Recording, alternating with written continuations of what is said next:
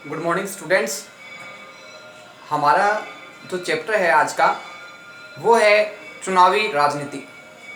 Previous video तक हमारा 9th class SST का लोकतंत्र क्या और क्यों कंप्लीट हो चुका है और आज हम इस वीडियो में अपने नया चैप्टर स्टार्ट करेंगे जिसका नाम है चुनावी राजनीति। हम देखते हैं किसी भी शासन व्यवस्था के लिए चुनाव है वो बहुत ज़रूरी होते हैं और चुनाव में किस प्रकार से उम्मीदवार है वो खड़े होते हैं, किस प्रकार जनता उन्हें अपना वोट देती है, किस प्रकार जो निर्वाचन आयोग है वो कार्य करता है और किस किस प्रकार की सरकार को है प्रमुखतः शासन देखने को हमें मिलता है, इसके बारे में हम विस्तार से चर्चा करेंगे, विस्तार से अध्ययन करेंगे। तो हमारा चैप्टर है उसका नाम है चुनावी राजनीति। चुनाव है वो किस प्रकार से होते हैं, किस प्रकार से राजनीतिक सहभागिता उम्मीदवारों की, लोगों की रहती है, उसके बारे में हम विस्तार से चर्चा इस पाठ में करेंगे, विस्तार से अध्ययन करेंगे। तो सबसे पहले आती है अपना जो पाठ परिचय है, यानी इस पाठ में हम किन किन बिंदुओं पे चर्चा करेंगे, अध्ययन करेंगे और उस चीज़ को समझने का प्रयास करेंगे जो चुनावी राजनीति क्या है। तो सबसे पहले प्रमुख बात आती है, किसी भी चीज़ को हम प्रारंभ करते हैं तो उसके परिचय से उसको प्रारंभ करते हैं। परिचय में बताया गया, लोकतंत्र के लिए यह ना तो संभव है और ना ही जरूरी कि लोग सीधे शासन करें। लोकतंत्र है उसमें ये संभव भी नहीं है और अगर संभव हो भी तो ये जरूरी नहीं है कि लोग सीधे शासन करें। सीधे शासन का मतलब होता है कि किसी भी प्रकार का चुनाव नहीं होना, और एक प्रकार से कहा जाए तो पहले जो देखने को मिलता था कि जो शक्तिशाली है उसके द्वारा कमजोर पर शासन करना, और ऐसी शासन व्यवस्था होती है तब समाज में लोकतंत्र की और न्याय की स्थापना नहीं की जा सकती। इसके लिए लोकतंत्र में न तो ऐसा संभव है, न ही ऐसा जरूरी है कि सीधे शासन किया जाए। आगे बात करते हैं हम आगे। लोकतंत्र लोगों द्वारा अपने प्रतिनिधियों का शासन है। लोकतंत्र है क्या? लोकतंत्र एक ऐसी शासन व्यवस्था है जिसमें जनता अपने प्रतिनिधियों को चुनती है। जनता किसको चुनती है? जनता अपने प्रतिनिधियों को चुनती है और वो चुने हुए प्रतिनिधि है वो जनता के प्रतिनिधि के रूप में समस्त कार्य है वो करते हैं और अपनी जिम्मेदारी को निभाते हैं। तो एक प्रकार से कहा जाए तो जो लोकतंत्र है उसमें लोगों द्वारा शासन किया जाता है, और लोगों द्वारा शासन किस प्रकार से होता है? लोगों के जो प्रतिनिधि हैं वो शासन का संचालन करते हैं, प्रशासन का संचालन करते हैं। किसी लोकतंत्र में प्रतिनिधियों का चुनाव कैसे होता है? अब सबसे बड़ी प्रमुख बात, सबसे प्रमुख विषय ये है कि किसी भी लोकतंत्र में, किसी भी शासन व्यवस्था में प्रतिनिधियों का जो चुनाव होता है, यानी लोग, जनता है वो अपने प्रतिनिधि चुनती है, तो वो प्रतिनिधियों का चुनाव किस प्रकार से करती है, किस प्रकार के उससे अधिकार प्राप्त है, किस प्रकार के चुनाव है वो प्रमुख रूप से होते हैं। तो प्रमुख रूप से देखने को मिलता है कि किसी भी लोकतंत्र में प्रतिनिधियों का चुनाव होता है वो किस प्रकार से होता है, किस तरीके से होता है, किस सिद्धांत से होता है, किस पद्धति से होता है, इसके बारे में हम इस पाठ में समझने का प्रयास करेंगे। आगे बात आती है इसमें, लोकतंत्र में चुनाव क्यों जरूरी है और उपयोगी है। लोकतंत्र की जो शासन व्यवस्था है उसमें चुनाव होना क्यों आवश्यक है, चुनावों की आवश्यकता क्यों पड़ती है, और चुनाव है वो जनता के लिए और देश के लिए क्यों उपयोगी और लाभदायक है। अगर लोकतंत्र में चुनाव नहीं हो तो क्या होगा, और लोकतंत्र में चुनाव होते हैं तो उसके क्या लाभ, क्या बेनिफिट है वो हमें देखने को मिलते हैं, वो भी हम इस पाठ में विस्तार से चर्चा और विस्तार से अध्ययन करेंगे। आगे बात आती है, विभिन्न दलों की चुनावी प्रतिद्वंदिता किस तरह लोगों को लाभ पहुंचाती है। हम देखते हैं कि लोकतंत्र की शासन व्यवस्था में एक प्रतिनिधि चुनाव में खड़ा न होके अनेक प्रतिद्वंदी है, उम्मीदवार है वो चुनाव में शासन प्राप्त करने के लिए, पद प्राप्त करने के लिए चुनाव लड़ते हैं। तो चुनाव लड़ते हैं तो इसमें एक व्यक्ति या एक समूह, एक दल नहीं होता, जबकि लोकतंत्र में हमें अनेकों दल, अनेकों समूह, अनेकों पार्टियां हैं, वो चुनाव में एक दूसरे के खिलाफ लड़ती हुई नजर आती है चुनाव के रूप में। और इसका लाभ लोगों को मिलता है, क्योंकि लोग हैं वो उस व्यक्ति को, उस उम्मीदवार को चुनते हैं जो उन सबसे उपयुक्त होता है, जो सबसे उपयोगी है, हर प्रकार से जनता के हित में कार्य करता है, ऐसे प्रतिनिधि को चुनता है। इसके बारे में हम विस्तार से चर्चा और विस्तार से अध्ययन अपने आगे के बिंदुओं में करेंगे। आगे बात आती है किन चीजों के कारण कोई चुनाव लोकतांत्रिक होता है। अब बात आती है चुनाव तो होते हैं, लेकिन ऐसी कौन सी पद्धति, ऐसा कौन सा सिद्धांत, ऐसी कौन सी तकनीक अपनाएं जिसको हम लोकतांत्रिक चुनाव कह सकते हैं। यानी लोकतांत्रिक चुनाव है वो क्या है, उसका सामान्य अर्थ क्या है, सामान्य परिभाषा क्या है, कैसे उस चुनाव को लोकतांत्रिक चुनाव कहा जा सकता है, किन कारणों से नहीं कहा जा सकता, इसके ऊपर भी हम विचार इस चैप्टर के अंदर, चुनावी राजनीति के अंदर अपने करेंगे। लोकतांत्रिक चुनाव और गैर लोकतांत्रिक चुनाव का अंतर हम देखते हैं कि चुनाव है वो एक प्रकार से नहीं होते, चुनाव के अनेकों प्रकार है। जैसे हमने कहा लोकतंत्र है वो जनता का शासन है, जनता है वो अपने प्रतिनिधि को चुनती है, तो लोकतांत्रिक शासन हो गया। गैर लोकतांत्रिक शासन यानी ऐसी शासन व्यवस्था जिसमें जनता है वो अपने प्रतिनिधियों को चुनती तो है, लेकिन वो प्रतिनिधि है वो जनता के प्रति उत्तरदायी हो या नहीं हो, ये निश्चित रूप से नहीं कहा जा सकता। वो जनता के हित में कार्य करेंगे या नहीं करेंगे, ये नहीं कहा जा सकता। तो इस चैप्टर के अंतर्गत अपन इन समस्त बिंदुओं के ऊपर विस्तार से चर्चा और विस्तार से अध्ययन करेंगे। आगे बात आती है भारत में चुनावों का मूल्यांकन।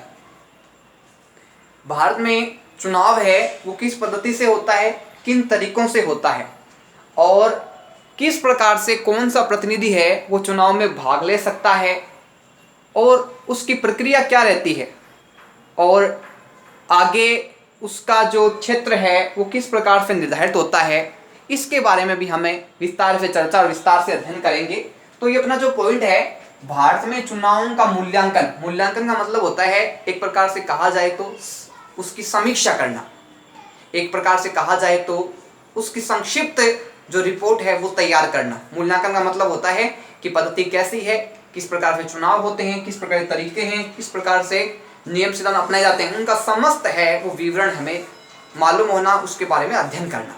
इसके बाद आती है चुनाव क्षेत्रों का सीमा निर्धारण। चुनाव में देखते हैं हमें कि जिस क्षेत्र में चुनाव होते हैं, चाहे वो अपने वार्ड मेंबर के हो, चाहे वो ग्राम सभाओं के हो, चाहे वो नगर परिषद, नगर निगम, नगर पालिका के हो, चाहे वो अपने विधानसभा के हो, चाहे वो लोकसभा के हो, तो इनके लिए क्या है कि चुनाव जो आयोग है उसके द्वारा सीमा निर्धारण किया जाता है। प्रत्येक क्षेत्र को क्या है कि अलग अलग केंद्रों में बांट दिया जाता है, और उसी के आधार पर बाद में क्या है उनकी सीमा तय की जाती है और बाद में मतदान करवाया जाता है। चुनाव परिणामों की घोषणा, जो चुनाव आयोग है जब चुनाव करवा लेता है, चुनाव से संबंधित समस्त कार्य संपन्न हो जाते हैं, तो उसके बाद में क्या है मतगणना की जाती है, किसको कितने वोट मिले, और उसके आधार पे जिसको वोट अधिक मिलते हैं उसके आधार पे जो निर्वाचन आयोग है वो चुनाव के परिणाम की घोषणा करता है।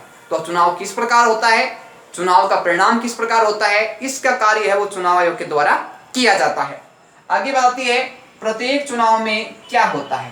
प्रत्येक चुनाव के लिए कुछ निश्चित नियम होते हैं, जैसे सीमा का निर्धारण करना, उम्मीदवारों की योग्यता क्या होती है, चुनाव चिन्ह किस प्रकार से हैं, प्रत्याशी है वो क्या घोषणाएं करते हैं, और अन्य विविध कार्य हैं वो संपन्न करवाए जाते हैं। तो चुनाव आयोग के द्वारा कोई एक कार्य न करवा के अनेक कार्य हैं वो संपन्न करवाए जाते हैं, ताकि शांतिपूर्ण तरीके से क्या है चुनाव संपन्न हो सके और किसी भी प्रकार की चुनाव में बाधा उत्पन्न नहीं हो। आगे बात आती है भारत में हुए चुनाव निष्पक्ष और स्वतंत्र ढंग से हुए या नहीं। अब बात करते हैं भारत में जो चुनाव होते हैं वो क्या किसी प्रतिबंध के तहत चुनाव होते हैं या निष्पक्ष रूप से चुनाव होते हैं। तो सामान्यतः देखने को मिलता है कि भारत में जो चुनाव होते हैं निष्पक्ष रूप से होते हैं। निष्पक्ष यानी एक प्रकार से कहा जाए तो बिना किसी भेदभाव के भारत का प्रत्येक व्यक्ति है, उसमें अगर योग्यता है तो किसी भी क्षेत्र के उम्मीदवार के रूप में चुनाव लड़ सकता है। आगे बात आती है स्वतंत्र ढंग से हुए या नहीं। अब जो चुनाव हो रहे हैं वो स्वतंत्र ढंग से हो रहे हैं या नहीं हो रहे, किसी पक्षपातपूर्ण हो रहे हैं, कोई भेदभाव किया जा रहा है, ये भी इस पार्ट के अंदर हम विस्तार से इसके बारे में चर्चा करेंगे। आगे बात आती है चुनाव क्यों, किसी भी क्षेत्र में, किसी भी स्थान पे, किसी भी राज्य में, किसी भी देश में चुनाव क्यों आवश्यक है।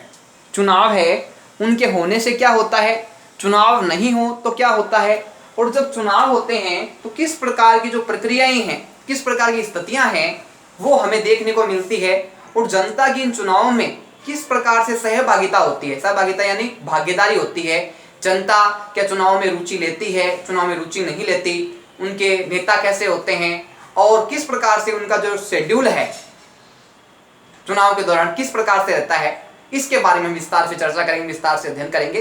तो आगे बात आती है हरियाणा के विधानसभा चुनाव। हरियाणा के विधानसभा चुनाव में हम चुनाव की कुछ प्रक्रियाओं के बारे में, उसकी बेसिक स्थिति के बारे में समझने का प्रयास करेंगे, किस प्रकार से कार्य होते हैं। तो सबसे पहले बात आती है उत्सुक भीड़ पिछले 5 घंटों से अपने नेता के आने का इंतजार कर रही है। यानी हम देखते हैं कि जब चुनाव होते हैं किसी स्थान पे, तो चुनाव से पूर्व हम देखते हैं कि जो प्रतिनिधि है वो अपने उम्मीदवार यानी जो जनता है उनको अपनी ओर आकर्षित करने के लिए, उनके वोट प्राप्त करने के लिए जगह जगह पे क्या है रैलियां निकालते हैं, जगह जगह क्या है सभाएं करते हैं। तो हम देखते हैं उसमें एक चीज़ हमें देखने को मिलती है, वो होती है कि जो उत्सुक भीड़ है यानी जनता है वो उत्सुक रहती है उस व्यक्ति से, उस नेता से जो है वो चुनाव में खड़ा हो रहा है, या उस पार्टी का कोई व्यक्ति है जो नेता है बड़ा, उसके आने का जो इंतजार रहता है वो प्रमुख रूप से देखने को मिलती है कि घंटों तक नेता के आने का इंतजार है वो जनता करती है।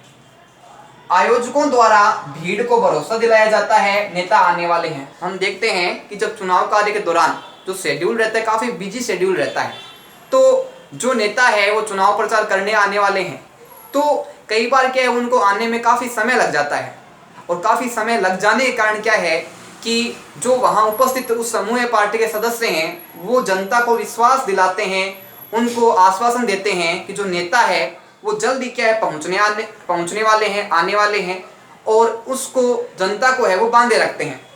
आगे बढ़ती है पास से गाड़ी गुजरती है तो लोगों को लगता है उनके नेता आ गए।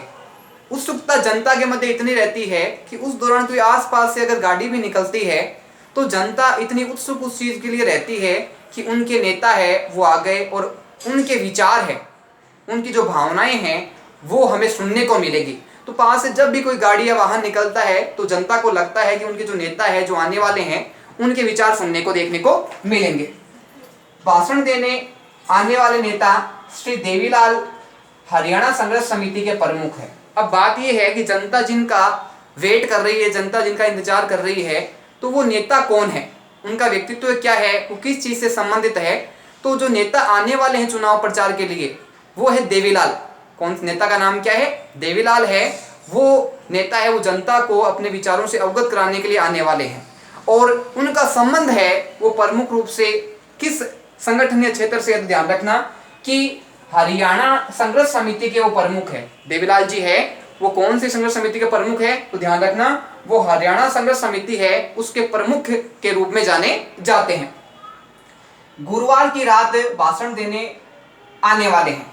जो समय था जिससे जनता उत्सुक थी, जनता उनका इंतजार कर रही थी, वो गुरुवार का समय था, और जनता है वो उनके भाषण को सुनने के लिए, उनसे मिलने के लिए, उनसे रूबरू होने के लिए इतनी उत्सुक थी, इतनी आशा थी कि वो आएंगे और उनके विचार है वो सुनने को हमें देखने को मिलेंगे। तो एक प्रकार से स्पष्ट होता है कुछ बेसिक बातें कि जब चुनाव का माहौल होता है तो जनता भी अपनी सहभागिता निभाती है, और नेता से मिलने का, उनसे रूबरू होने का जनता को अवसर मिलता है, और जनता काफ़ी समय तक इनका इंतजार करती है। और जो पार्टियों के उस नेता वहाँ पहुँचे हुए हैं और वो जनता को आश्वासन देते हैं, दिलासा देते हैं कि जल्दी उनके नेता आने वाले हैं। तो जो हरियाणा विधानसभा चुनाव है उसकी जो आगे की स्थितियाँ हैं वो हम आगे वाला जो अपना वीडियो होगा उसके में अपन विस्तार से उसको समझेंगे और विस्तार से उसके ऊपर चर्चा करेंगे।